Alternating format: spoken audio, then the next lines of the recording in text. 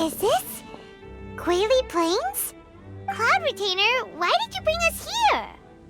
Ganyu is of course familiar with the name Guizhong, but have you ever heard of her? Guizhong is another name of Agentis, the god of dust. She was extroverted in nature and adored social gatherings and inventions alike. Long ago, this region was yet a prosperous assembly.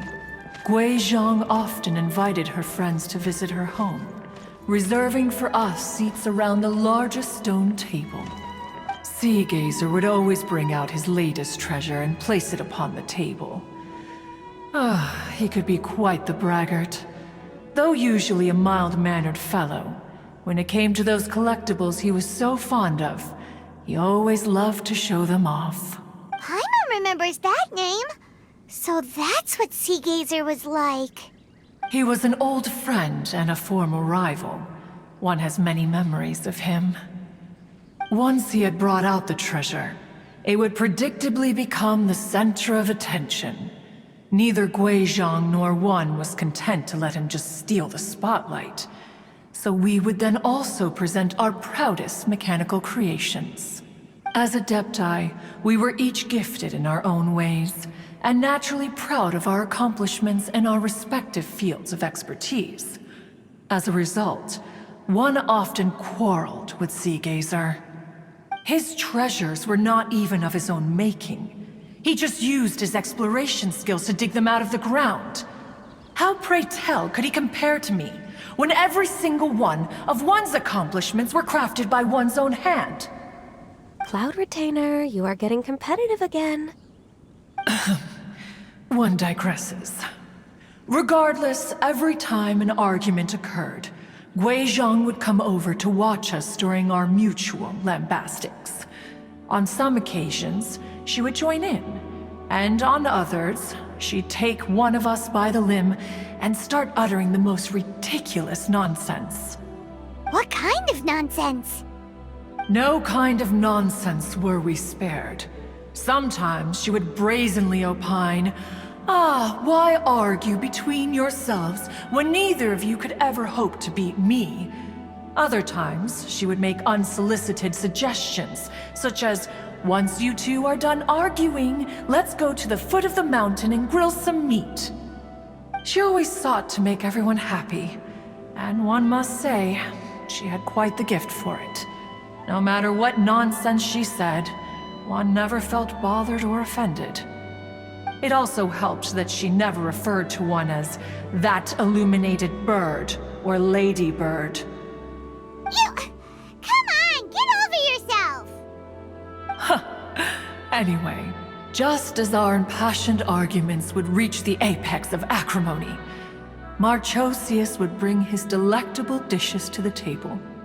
Who would dare snub the stove god and his wondrous creations? At the sight of him, we would all immediately drop the argument and prepare the table for a night of feasting and drinking. Back then, One was always bothered by how the cups Rex Lapis brought were always too square for one's taste. Can you see yourselves ever enjoying a drink from a square cup?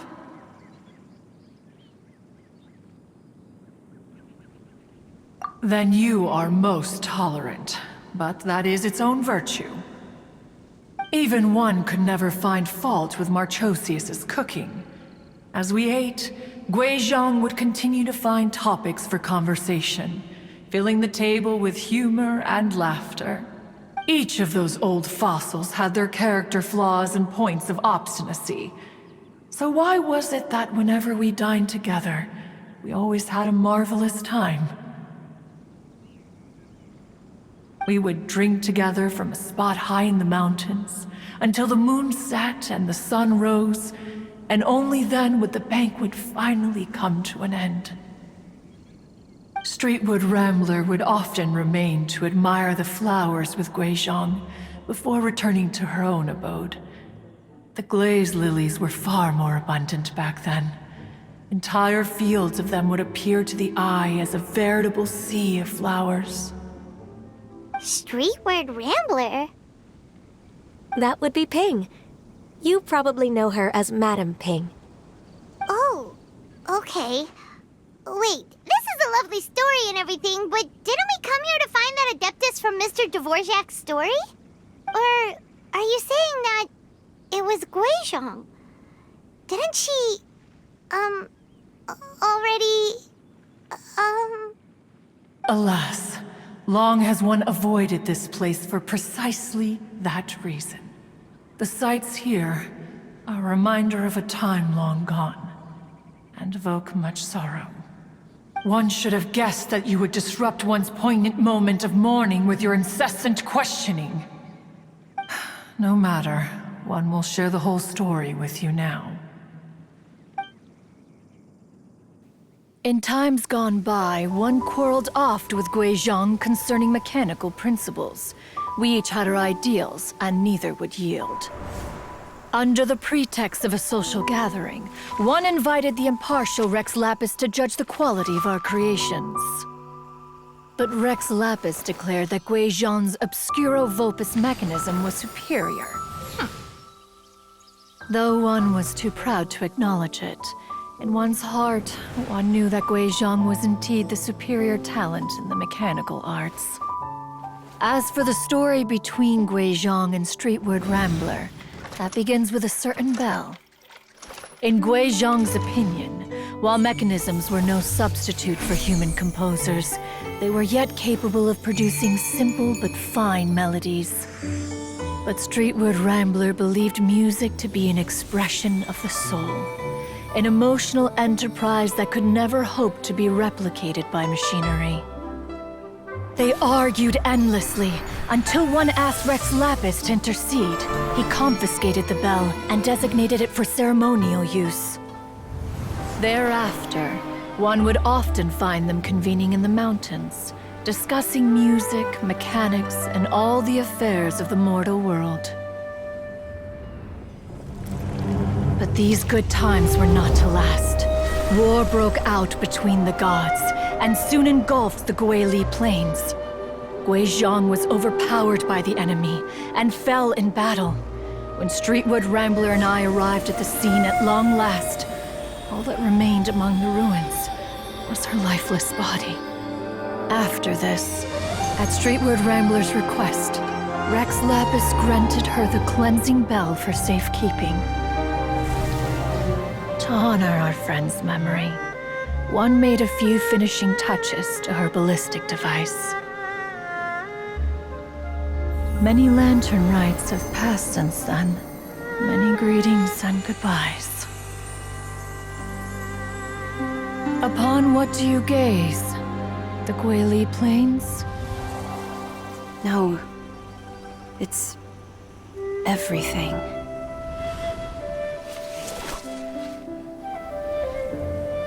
We think of human life as like a lantern that's lit one minute and extinguished the next. But are we Adepti so different? Perhaps as dust settles after a storm, we too must one day return to the world below. One has always been austere and private by nature, and has never relished socializing. One's dealings with Guizhong were born out of discussions on the discipline of mechanics. What? You have loads of friends, and you seem pretty chatty. Just because one is not ignorant of social graces does not mean one is fond of them. One is perfectly capable of partaking in conversation despite being introverted. But in the end, one is nothing like Streetward Rambler. She is dauntless but thoughtful, not to mention eloquent and wise. Moreover, Her friendship with Guizhong was far greater than one's own. Back when they were rivals, they would often compete against one another in the realm of musical composition. That cleansing bell was one of Guizhong's proudest works, having the ability to both compose and perform.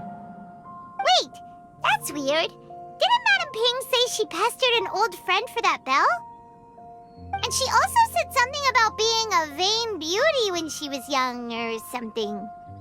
Streetward Rambler, a vain beauty. My foot. That bell has a sad history. Clearly, she refrained from sharing with you the truth of its origins, since the right time had not yet come. As for her old friend, who else could it be? As soon as Streetward Rambler heard that a certain Zhang Li wished to borrow the bell, she realized that the man was none other than Rex Lapis, and that he had made an enormous decision. After all, we all have known each other for several millennia. Some things between us are implicitly understood. Whoa! So they were talking in secret code? Oh, Paimon did not see that one coming. Enough of your intrusions. Where was one up to? Ah, yes. One remembers now. The cleansing bell is powered by a mechanical art, and can be used to great effect as an accompanying instrument. After the passing of its creator, it was used on numerous occasions during rites of parting. But Streetward Rambler did not acquire it from Rex Lapis for the purpose of producing further funerary tunes. No. Each time she rang it, it was to play the tune that Guizhong composed on it. The two once clashed over their beliefs about the meaning of music. Who would have thought that with Guizhong's passing and Streetward Rambler's mourning, two tunes composed in discord would eventually become one harmonious composition? Once upon a time, Streetward Rambler also loved gatherings, liquor, and music. But after Guizhong passed, she preferred her own company. She could often be found sitting alone at a mountain summit, contemplating and reminiscing with her zither. The music would go from mournful to soothing to impassioned. Many years passed before she finally composed a melody to her satisfaction. In celebration, she played the tune to the clouds. Regrettably, one has only ever heard her play that tune once. Which brings one back to the matter you've been investigating. Perhaps it was during that performance that the ancestor of your Fontaine friend fell into the water and was saved by Streetward Rambler. But if she was so happy with the melody, why would she only play it once? One was also greatly perplexed by this. After suppressing one's curiosity for a long while, one finally approached her and asked why she would retire the tune after having spent so long on it. In response, she said, "Though the strings that played that melody survive, the one who inspired it is gone. Tell me, Cloud Retainer, when the one attuned to my soul is no longer here, who else could hope to understand this tune?" Aw, poor Madame Ping. I just remember being taken care of by you when I was young. Once the Archon War came to an end, I stayed behind in Liyue Harbor to honor my contract. Although I met Guizhong a few times, I never knew anything of this particular story. Guizhong was quite the visionary, but tragically passed before her time. Her manuscripts still lie unfinished in the realm of clouds. Blank pages give one cause for contemplation on what might have been. Had you not decided to search for that mystery Adeptus, perhaps these stories, too, would have been lost to the sands of time. As of now, you know the truth. That the Adeptus who rescued the drowning man was none other than Streetward Rambler. Do you intend to discuss this with her?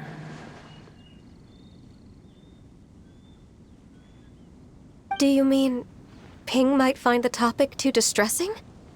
Precisely. The passing of our old friend is a heavy topic that both of us are usually careful to avoid. If I may be so bold, Cloud Retainer, could it be that this is just your own personal opinion? Oh? How so? I've been in Leo Harbor for quite a long time now, and I've witnessed many farewells along the way, so I too am well acquainted with the pain of the passing of a loved one. But this doesn't bring the city or its people to a standstill. They have to keep moving forward. Someone as perceptive and wise as Ping will surely have come to understand and embrace this. Though these immortal mountains have lost an Adeptus, the harbor of mortals has gained a wise elder. No loss can ever be undone, but there is always much that can still be gained. Ping has helped countless people, and will guide many others in the years to come, and all to whom she extends a helping hand become her friends. People she can admire flowers and discuss music with. Though it is heartbreaking to lose a kindred spirit, life goes on, because there are new friends waiting for you further down the road. We even asked Madame Ping what she thought about adding a music festival to this year's Lantern Rite. Oh, when we get back, why don't we just ask her if she'd like to perform? Maybe we can even get her up on stage. You youngsters and your imaginations. Why don't you come with us? It's been a long time since you last spoke with Ping, and Leo Harbor is always decorated so beautifully during the festival period. Is not every Lantern Rite the same in this regard? Were there ever anything new to discuss, one in Ping could meet any day of the year? I disagree. Each new day and each new year is different from those that have come before. How long will you simply let them pass you by?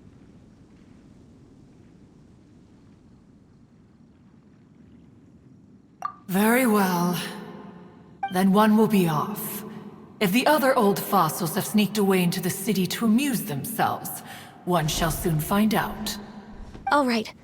We should be getting back to the harbor as well. We don't want to keep her waiting. Once the Guili Assembly, now the Guili Plains.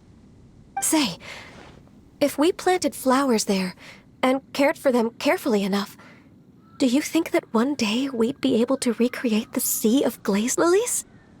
Allow one to take back one's praise from a moment prior. You are still far too given to flights of fancy, child. What? Cloud Retainer? You were still listening? One observed that you were making no effort to leave, and returned to chasten and hasten you. This time, one is departing in earnest.